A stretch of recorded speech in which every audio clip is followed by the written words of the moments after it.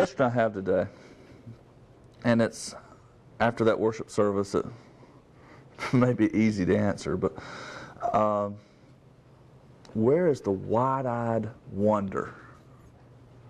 I want you to think about a time in your life that you were completely, totally, absolutely awestruck. And for me, and it's a very natural thing, but one thought that comes to mind, and for some of you in the room, you may have had similar experiences, but I guess I'll give you the background. When I was very young, and some would say when I'm 40 years old, but when I was very young, I had a severe speech impediment. Most people couldn't understand what I said, and I had problems explaining to people what I needed or what I wanted. And I went to my third grade teacher, and I was like, I can't see the board. But I had the tallest kid in my class sitting in front of me. So she'd always just tell me to move to the side. Well, I'd move into the aisle. I still couldn't see the board, but finally one day the Lions Club came and visited our school, and they were doing vision tests, and they tested my vision, and they went up to her. And bless her heart, she's a great teacher, one of the best teachers I've ever had. But they asked her about my grades. So what are his grades? And at that time I had straight A's, and she told them, and they said, we just don't understand how. And she's like, what do you mean? And he said, they said, well, in third grade, most of the work is board work. They wrote it on the board, and we would do whatever. They said, he can't focus on anything more than 4 feet away. And she called me up to her desk and asked me, how do you, and I basically just told her, I said, well, I sharpen my pencil a lot, because she always griped at me for always having to sharpen my pencil. But that's how I saw the board. And the lady, bless her heart, just broke down and started squalling right at her desk. I'm not talking crying, I'm talking shaking, weeping right there at her desk, because she understood what I was trying to ask, what I was trying to say when I said I couldn't see the board. And anyway, I went and got my vision screening, or my new glasses. And when I walked out of that building, it was an entire new world. Those trees actually have leaves on them, and you can see them from, I always tell the kids when I do a presentation about self-image and how the way we see ourselves affects the decisions we make. And the example I use in the schools when I do that is, just for the purpose of this, I just have to make it work, but I hated sports when I was in elementary school because I was terrible at them. And the example I use is with baseball. I thought we always played baseball, or if you went outside, you had to play softball. That was just the rule. You'd do whatever you wanted to do as long as it was softball. And I thought it was a game of luck. I never knew you could see the ball come over the plate. I thought you just swung the bat, and if you got lucky, either the bat hit the ball or the ball hit the bat. But I didn't realize that there's, I struck out the first 2 times I was up at bat just because I never swung the bat. I was just in awe that you could see the ball come across the plate, An entire new world opened up for me. And I think God wants us to have more of those moments. Yes. And I'm going to read this entire chapter today. If you want to read with me, you can. If you just want to listen, that's fine. But I'm going to Psalms 104. And I normally don't read this much text, but I've tried to find a good stopping place, and the best stopping place I could find was at the end of the Psalm. So, Psalms 104, bless the Lord, O my soul. O Lord my God, you are very great. You are clothed with splendor and majesty, covering yourself with light as with a garment, stretching out the heavens like a tent. He lays the beams of his chambers on the waters. He makes the clouds his chariot. He rides on the wings of the wind. He makes his messengers winds and his ministers a flaming fire. He set the earth on its foundations so that it should never be moved. You covered it with the deep as with a garment. The water stood above the mountains. At your rebuke they fled. At the sound of your thunder they took to flight. The mountains rose, the valleys sank down to the places that you appointed for them. You set a boundary that they may not pass, so that they might not cover again the earth. You make springs gush forth in the valleys, they flow between the hills. They give drink to every beast of the field. The wild donkeys quench their thirst. Beside them the birds of the heavens dwell. They sing among the branches. From your lofty abode you water the mountains, and the earth is satisfied with the fruit of your work. You cause the grass to grow for the livestock and plants for man to cultivate, that he may bring forth food from the earth, and wine to gladden the heart of man, oil to make his face shine, and bread to strengthen man's heart. The trees of the Lord are watered abundantly, the cedars of Lebanon that he planted. In them the birds build their nests, the stork has her home in the fir trees. The high mountains are for the wild goats, the rocks are a refuge for the rock badgers. He made the moon to mark the seasons, the sun knows its time for setting. You make darkness and its night when all the beasts of the forest creep about. The young lions roar for their prey, seeking their food from God. When the sun rises, they steal away and lie down in their dens. Man goes out to his work and to his labor until the evening. O Lord, how manifold are your works. In wisdom you have made them all. The earth is full of your creatures. Here is the sea, great and wide, which teems with creatures innumerable, living things both small and great. There go the ships and the Leviathan, which you formed to play in it. These all look to you to give them their food in due season. When you give it to them, they gather it up. When you open your hand, they are filled with good things. When you hide your face, they are dismayed. When you take away their breath, they die and return to their dust. When you send forth your spirit, they are created, and you renew the face of the ground. May the glory of the Lord endure. May the Lord rejoice in his works, who looks on the earth as it trembles, who touches the mountains, and they smoke. I will sing to the Lord as long as I live. I will sing my praise to my God while I have being. May my meditation be pleasing to him, for I rejoice in the Lord. Let sinners be consumed from the earth, and let the wicked be no more. Bless the Lord, O my soul, praise the Lord. There's no need to turn to this one, but it's just two verses. But Romans 1:19 through 20 says much the same thing. For what can be known about God is plain to them, because God has shown it to them. For his invisible attributes, namely his eternal power and divine nature, have been clearly perceived ever since the creation of the world in the things that have been made, so they are without excuse. I have two thoughts today, and the first main thought is, God grant me the ability to see the big. Grant me the ability to see the big. His creation. How his creation just reflects the glory of God. As Psalms tells us. Yeah, the sun outside. I cannot wrap my brain around this. But they say the sun has a diameter 109 times that of the earth. You could literally put 330,000 earths inside the sun if it were hollow. Yet it's just a speck in the hand of God. If that big. Yeah. Grant me the ability to see the big. From the beaches to Purple Mountain's majesties, just whichever you prefer. I'm not a beach person. I swim like a rock. If a shark gets me, it's going to grow legs and come up on the sand. But still, I know people feel close to God standing on the beach. And when you stand at the Gulf of Mexico, just to show you the immensity of it, now I'm going mathematical here, so y'all brace yourselves. The Gulf of Mexico, they've estimated, has 643 quadrillion gallons of water. Now, I didn't know what a quadrillion was, so I had to, million, billion, trillion, then quadrillion. 643 quadrillion gallons of water. And the only thing that separates you from it is air. God is so big.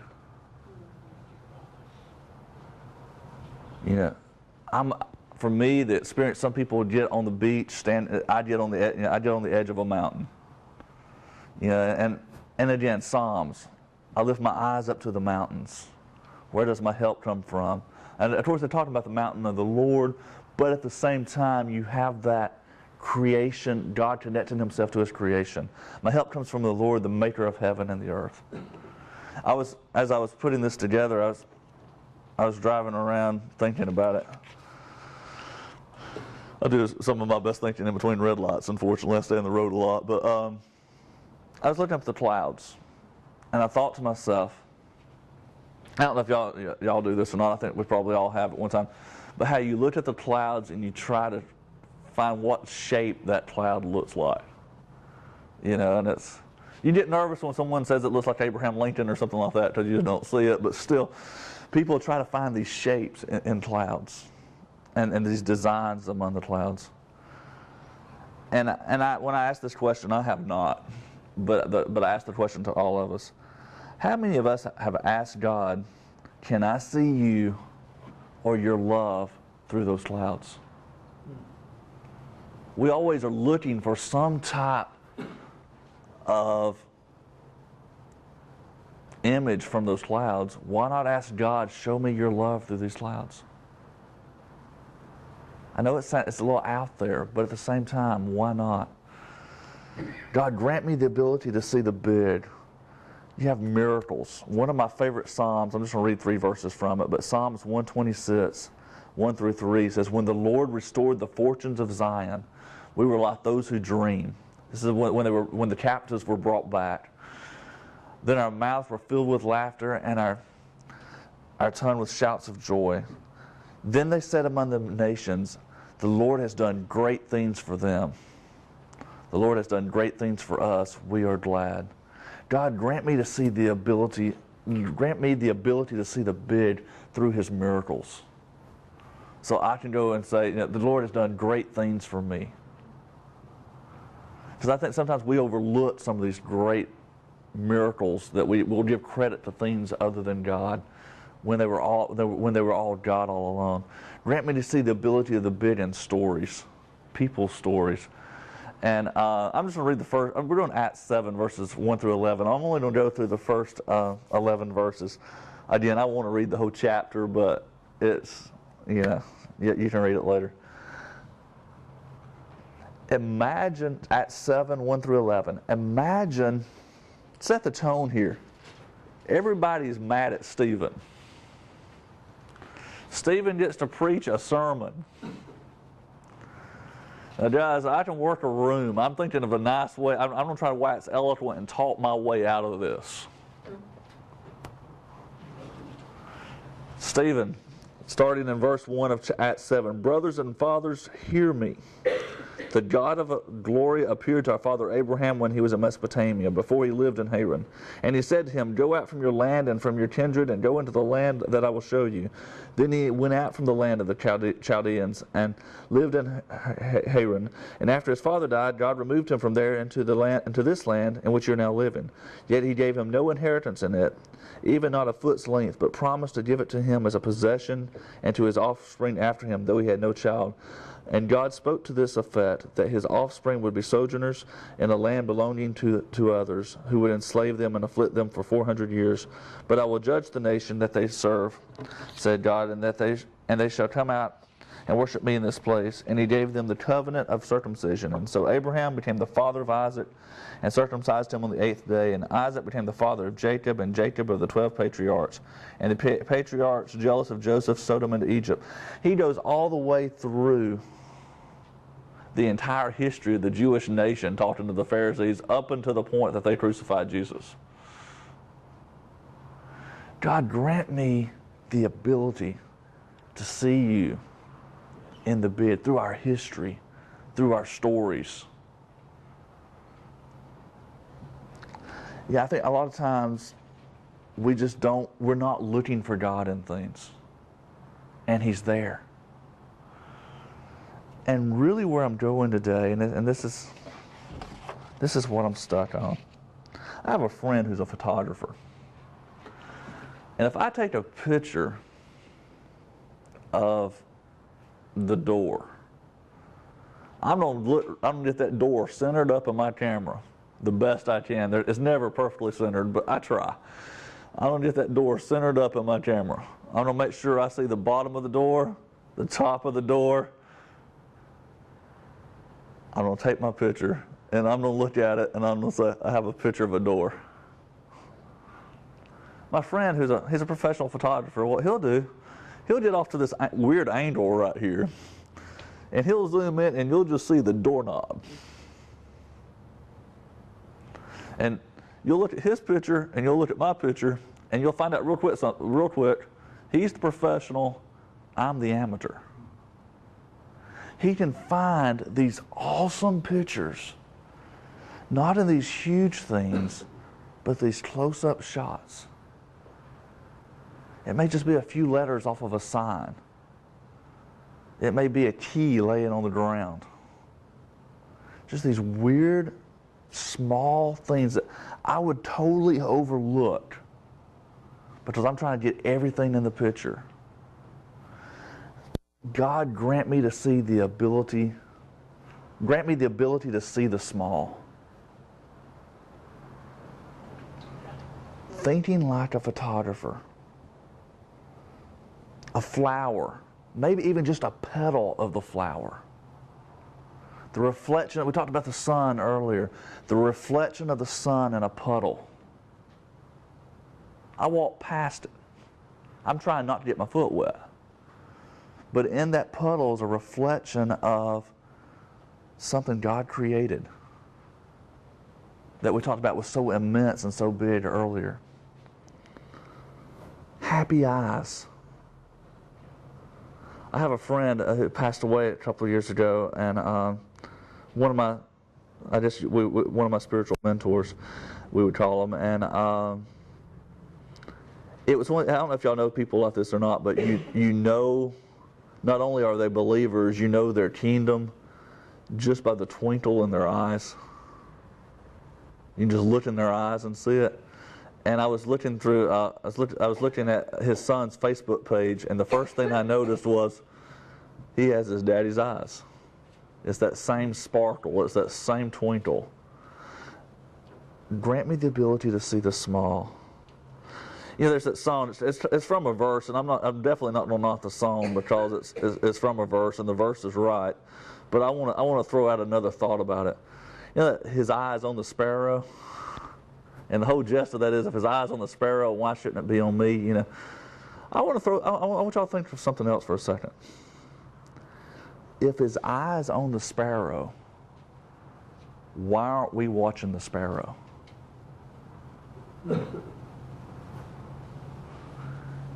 God sees the small too.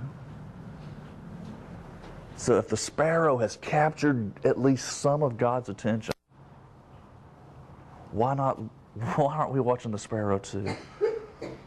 But these little small things, is this not what Jesus did when he taught his disciples? He talked about a mustard seed, yeast, wine, fabric, a lamp, weeds, a pearl, lost sheep, or just sheep in general. And see, I sort of think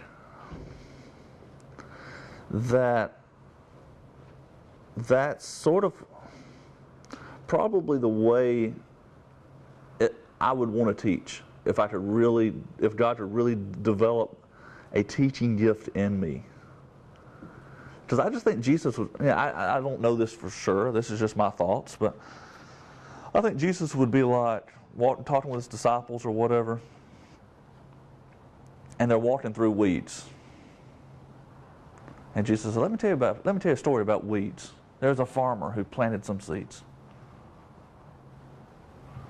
Or they're walking down the road, and the guy was looking for a sheep. I'll tell you about a father who had a lost son. He looked around. I think he looked around at when he used these parables. I think he was using things that were happening around them in the context of the conversation. This is there's a mustard seed, y'all. Look how small it is. I used to always be totally opposed to object lessons, but I'm afraid Jesus used object lessons, which means I probably should too. But I think he probably found a mustard seed. Or they were by a tree. He said, look, the smallest of seeds can grow into this. That is the kingdom of God. grant me the ability to see the small.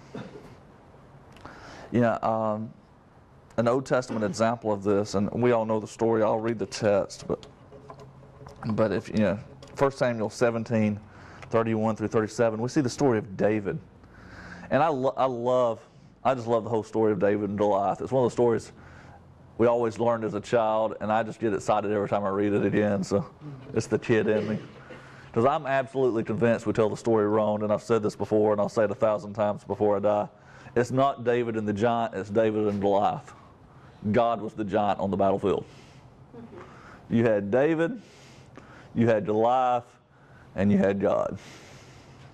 Goliath didn't stand a chance. Bless his heart, he didn't stand a chance. But 1 Samuel 17, 31 through 37, we see the conversation between David and Saul. It said, when the words that David spoke were heard, they repeated them before Saul, and he sent for him. And David said to Saul, let no man's heart fail because of him. Your servant will go and fight this Philistine. And Saul said to David, you're not able to go against this Philistine to fight with him, for you are but a youth. And he has been a man of war from his youth. But David said to Saul, your servant used to keep sheep for his father. And when there came a lion or a bear and took a lamb from the flock, I went after him and struck him and delivered it out of his mouth. And if he arose against me, I caught him by his beard and struck him and killed him. Your servant has struck down both lions and bears. Now guys, that's plural. We're not talking a lion or a bear. It was his habit, it was his custom. And this uncircumcised Philistine shall be like one of them, for he has defied the armies of the living God. And David said, and let's listen to this real closely, the Lord who has delivered me from the paw of the lion and from the paw of the bear will deliver me from the hand of this Philistine. And Saul said to David, go, and the Lord be with you. David had a big obstacle in front of him. It was about a 9-foot tall Philistine. And in the light of the 9-foot tall Philistine who scared the entire armies of the living God, David had small victories in the past. He had seen God. He never said that I did it on my own strength. He never said I'm a legend in my own time already. The Lord who delivered me from the paw of the lion and the paw of the bear will do the same. He had seen God in the small things, so he knew he was going to see God in the big things. God has already delivered me from the lions and from the bears. How is this Philistine going to be any different? And sort of my first closing. I got 3 questions. How often do we see God just throughout the day? And I say we because I don't as much as I need to. The question that's harder for me, how often are we looking for him?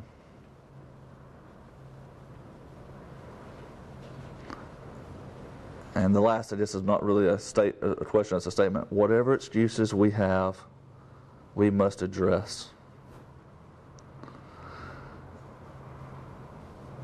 If Psalms 40 verse 5 is true, it reads, you have multiplied your thoughts, O Lord my God, your wondrous deeds and your thoughts toward us, none can compare with you. I will proclaim and tell of them, yet they are more than can be told.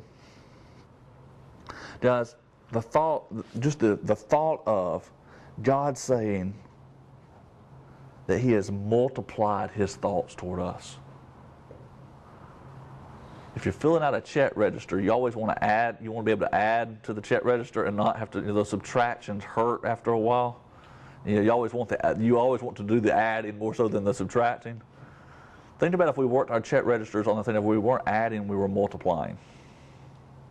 That would really be nice. It says God has multiplied his thoughts toward us. He's not adding thoughts. He's multiplying exponentially thoughts toward us. And David says that I want to proclaim and tell of all these thoughts, yet they are more that can be told. We can't even talk about all the thoughts He's had because there's so many. I want to tell you about all the thoughts God has had toward me, but He has thought so many thoughts that I can't even communicate them. That's what David is saying here. If that verse is true, or Psalms 139:17, how precious are your thoughts to me, O God, how vast is the sum of them. If I would count them, they are more than the sand. That's one of the reasons I don't like the beach, y'all. The sand just gets on my nerves. There's sand everywhere. There's sand everywhere.